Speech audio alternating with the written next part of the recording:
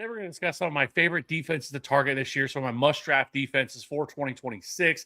Two of which are being drafted outside of the top 20 of fantasy defenses right now. But a little PSA before we start. I say this every year, but I'm going to say it again. Fantasy defenses are the most volatile position there are in fantasy football. Every single year, we see the same. Only four defenses that were drafted inside the top 12 finished inside the top 12. 2024, only five defenses that were drafted inside the top 12 finished inside the top 12, and none of which that were drafted inside the top five finished inside the top 12. And last year, same thing, five defenses that were drafted inside the top 12 finished inside the top 12. Now, last year was a little bit better. The Broncos were the only defense that were drafted inside the top five that finished inside the top five. But even more so, just points the picture of that you don't need to waste draft capital on your defenses. Now, of the other defenses that finished inside the top 12 last year, this is where they were being drafted overall among the 32 defenses. Jacksonville, 31st. The Rams, 24th. The Browns, 23rd. The Patriots, 21st. The Falcons, 28th. The Saints, 30th. The Seahawks were the only defense that were being drafted inside the top 15, and they were being drafted at 13, and they finished as the number one overall scoring defense. My point, you don't need to waste draft capital on a defense. Don't do it. Just take them with your last pick of the draft. And if you're in a league with kickers, I would much, much rather draft a kicker before I drafted a defense early. Like we talked about on the kicker video, which you can watch. It's on the channel. We just put it out about a week ago. Kickers are scoring way more points than fantasy defenses. Over the last 3 years, there's only been three defenses that have averaged double-digit fantasy points. Last year alone, there were 7 kickers that averaged double-digit fantasy points last year. That being said, let's go ahead and talk about our top 12. First, we're gonna start things off with the Houston Texans. No surprise here. They are one of the best defenses in the league at every single level. They are absolutely stacked. Pass rush with Will Anderson Jr. and Daniel Hunter. Their secondary is phenomenal with Derek Stingley Jr., Kamari Lassiter, and Jalen Petrie.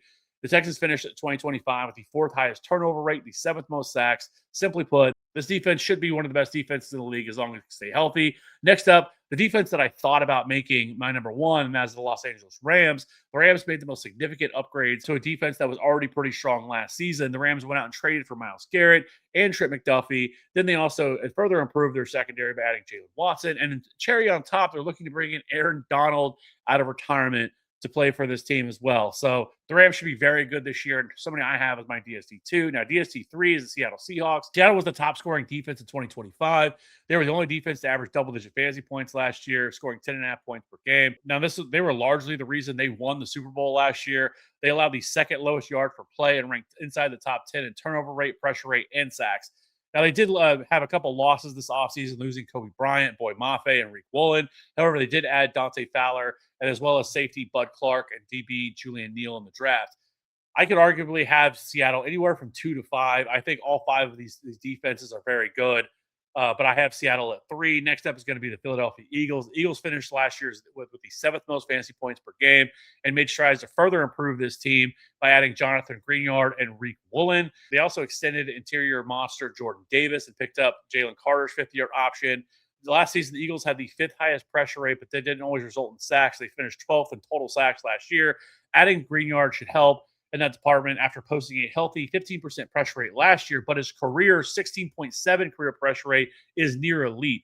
The question will be whether if he can get back to 2023, 2024 form where he had double-digit sacks in each of those seasons. So I also like the addition of Rick Woolen, who gives them another good secondary piece, a third DB here, and he was pretty solid last year with a 54% completion percentage allowed, a 75.5 QB rating, which is well above average. So I do think the Eagles could be even better than they were last year. This defense has studs all across the board. And lastly, the Denver Broncos. They were returning 10 of 11 starters last year from this defense last year. This is a defense that racked up 68 sacks, which ended up being 11 more than the next closest. They forced a sack on 10% of dropbacks. So again, as long as this team can stay healthy, this Denver Broncos defense should be very good again in 2026. Now, let's get to my must-draft defenses. The first one, this is a defense that is hovering around DST 12, DST 13, but Baltimore Ravens right now are a defense that I really like. And they finished 2025 as the DST 19, averaging 5.7 fantasy points per game. However, if you peel back the curtains a little bit, you will see this was a season of two halves. First, weeks 1 through 8, the Ravens were the worst fantasy defense in the league, averaging 1.7 fantasy points per game. However, from weeks 9 through 18, they were the DST 6. Ravens defense will look different this year because they brought in Jesse Minter, who was the defensive coordinator for the Chargers last year, to be their head coach. They also signed star pass rusher Trey Hendrickson, also added Chidobe Awuzie to provide further depth in the secondary as well. The Ravens should continue their strong play over the second half, especially with the third most favorable schedule for DSTs in 2026. Their ADP right now, I think they are a very strong option. Next up is going to be the Dallas Cowboys. And I'm a little bit on an island here with the Cowboys, but I have them ranked inside my top 12, and their ADP is 18th overall among defenses. And the Fantasy Pros consensus rankings have them at DST 23. The Cowboys have significantly improved this defense since the trade deadline last year. First bringing in Quentin Williams. Then over the offseason, they brought in Rashawn Gary. They also added Jalen Thompson, PJ Locke, and Kobe Durant to help their secondary. Then through the draft, they selected safety Caleb Downs and edge rusher Malachi Lawrence in the first round. They continue to fortify this unit with more defensive help and through the draft with Jayshon Barham, Devin Moore, and LT Overton. It may take a few weeks for this defense to gel, but once they do, they really have some really strong, favorable matchups right out of the gate against the Giants and the Laramie Tunsil's Commanders. The Cowboys are a defense that perfectly fits the mold of a defense that is being drafted significantly later, but should finish the top 12 unit. Next up is going to be the Cincinnati Bengals. They are another defense that fits that mold. The Bengals defense has been among the league's worst of the last few years. In 2025, the Bengals had the 10th lowest pressure rate. However, they did a great job of forcing turnovers. The Bengals finished with the 8th highest percentage of offensive drives, ending in a turnover. Even with that, the Bengals still allowed the third most points, allowing 28.9 per game, which doomed their defense from a fantasy perspective. Heading into 2026, though, the front office has been busy restocking the coffers here. First, they vastly improved their front seven. They traded for Dexter Lawrence and signed Jonathan Allen and Boy Mafe. Then in the draft, they drafted Cassius Howell in the second round to provide even more depth for this pass rush. As for the secondary, they already have stud corner DJ Turner. They bolstered this group by signing safety Brian Cook, Kyle Duggar, and Jasir Taylor. Then added Tacario Davis in the third round of the draft. As bad as this unit was last season, the Bengals have done an excellent job rebuilding, and this should be a significantly better unit. Their current ADP is DST 26. Lastly, it is also worth mentioning that the Bengals' opening schedule is one that doesn't provide too much fear with matchups over their first 9 weeks against the Bucs, Texans, Steelers twice, the Jags, Dolphins, Titans, and Falcons. So the Bengals are another defense that I really like targeting that are absolutely free. And lastly is the New Orleans Saints as more of an honorable mention. The Saints finished as the number 12 defense, averaging 6.9 fantasy points per game last year. They finished with the 10th most sacks, 16th most turnovers, and were extremely stingy on third down, allowing the third lowest third down conversion rate. Heading into 2026, this group looks to take a step forward under Brandon Staley. During training camp, there's been a lot of buzz with how good this defense looked. Notably, Kool-Aid McKinstry has stood out and looks like to take a third-year jump.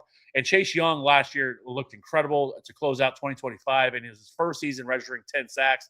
Lastly, the Saints have the third easiest schedule this season, also have the 6th easiest DST schedule. Now, I don't think I would draft them right out of the gate, mainly because they have a brutal start with matchups against the Lions and the Ravens on the road.